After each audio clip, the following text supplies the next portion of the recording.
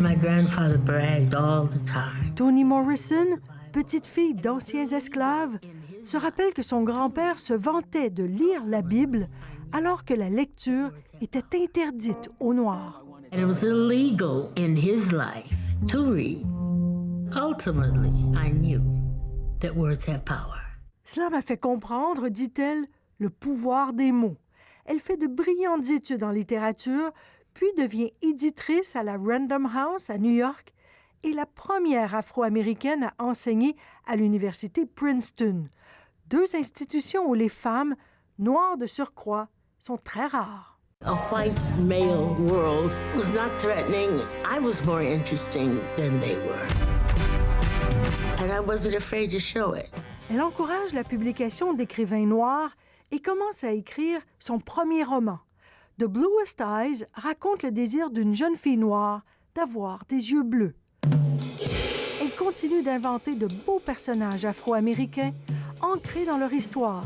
Et pour la première fois dans la littérature américaine, le quotidien des Noirs, leurs joies et leurs peines, ne sont pas définis en opposition aux Blancs, quasi absents de ces romans. I know you're sick unto death of being labeled a black writer. I prefer it. Oh, I thought you probably were tired of it. Well, I'm tired of people asking the question. Oh yes, of course. Toni Morrison accepte volontiers l'étiquette d'écrivaine noire, avec un bémol. Pendant 40 ans, on lui a posé sans cesse la même question. Pourquoi n'écrit-elle que sur les Noirs? Va-t-elle un jour écrire autre chose que des histoires raciales? Can you imagine writing a novel that's not centered about race? Elle répond, aurait-on demandé à Émile Zola d'arrêter d'écrire sur les Blancs? I have had reviews in the past that have accused me of not writing about white people, as though our lives have no meaning and no depth without the white gaze. Avec Beloved, consacré meilleur roman du dernier quart de siècle, elle obtient le prix Nobel de littérature, une autre première. Pour moi, Toni Morrison, c'est une inspiration. Écoutez, c'est la première femme noire qui a gagné quand même un prix assez prestigieux en littérature. Donc, le message que ça lance, c'est que c'est possible. Continue, lâche pas, écris, fais valoir ta voix. Gabriela Quinte a ouvert cette librairie à Montréal-Nord, qui est aussi un lieu de rencontre et de lecture.